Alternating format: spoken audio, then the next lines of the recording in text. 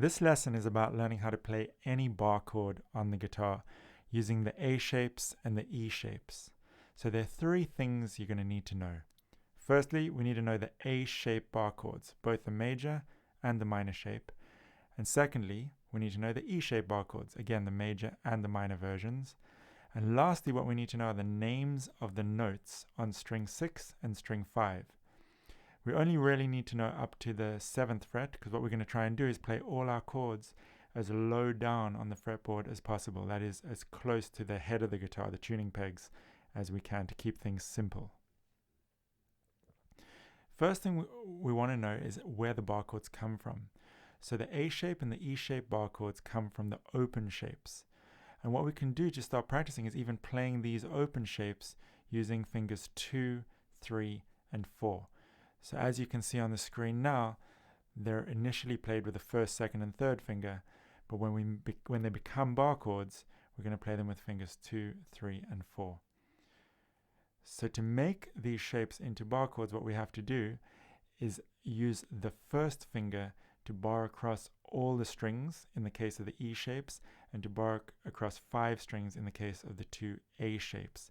And as you can see, the E shapes are derived directly from the E major and minor shapes, and the A major and A minor shapes are derived from the 2 open A shapes. Step 1 is to find the root note of our chord. So we've got to know the names of the notes on string 5 and string 6.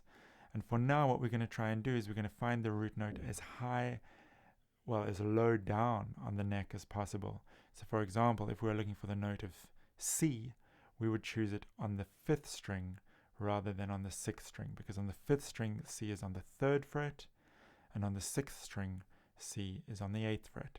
So we're going to be as low down the neck, that is, as high up on our diagram as possible. Step 2 would be to select the chord shape that we need. If our root note is on string 5, we're going to use one of the 2 A shapes, and if our root note is on string 6, we're going to use one of the 2 E shapes. Step 3 is to select whether we want a major or a minor shape. So that just depends on what the chord was that we were going for in the first place.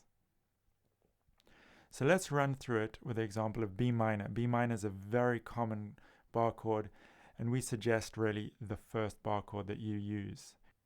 So step number 1 will be finding the root of the chord. So we'll look through all those notes and we'll see which is the B that is highest up on our fretboard diagram. In essence, which is the B which is lowest down on the neck, closest to the tuning pegs. And as we can see, that B is on the 5th string, on the A string on the 2nd fret. Step 2 will be to select what kind of shape. Now because we're on the 5th string, what we need is one of the A shapes. So we know it's an A shape bar chord that we're going for. And of course step 3 is to select major or minor. So we just remember that what we are looking for, of course, is the B minor chord. So we select the A minor shape. Now finally what we do is we simply put that shape on the guitar so that the lowest note of the chord is that B that we found in step 1. Let's do the same thing for F sharp major. So again, what we're going to do first is find the root of the chord.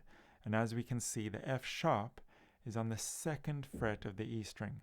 As we know, the sharps come in between the notes, so that note could be called F sharp or G flat. In this case, it's F sharp, the note in between F and G. Next, we want to choose a shape. So because the root is on the 6th string, we know that we're going to be using one of the E shapes. So we've selected the E shapes, and finally we select major because it's an F sharp major chord. So there you have it, the F sharp major chord with the root, that is the lowest note of the chord, on the note that we found in step 1, the 2nd fret of the 6th string. Would you like to try a few on your own? How about G sharp minor? So remember, first thing, we're looking for the bass note. Next, choosing between the E and the A shapes, and then between major and minor. There it is. So that's the E minor shape barred at the 4th fret. If that's what you got, well done. How about B major? B major is a really common chord, so it's a great one to work out. Remember, first we're going for the bass note, then E shape or A shape, and then major or minor. There you have it. We've got the A shape barred at the 2nd fret. There's also the option of using the E shape at the 7th fret, which in this case might be easier. The E shape major bar chord is easier than the A shape major bar chord. If you got either of those, well done. We hope you enjoyed, and now we're going to post just a page of the most common bar chords so you can get used to using them without having to work them out every time, which is another great way to kind of get started. We hope you enjoyed. Once again, if there's any questions or anything you found confusing or anything you think would be helpful, please feel free to get in touch, either by message or by posting in the comments, and we'll do everything we can to clear everything up so that you can use bar chords in your playing. Enjoy.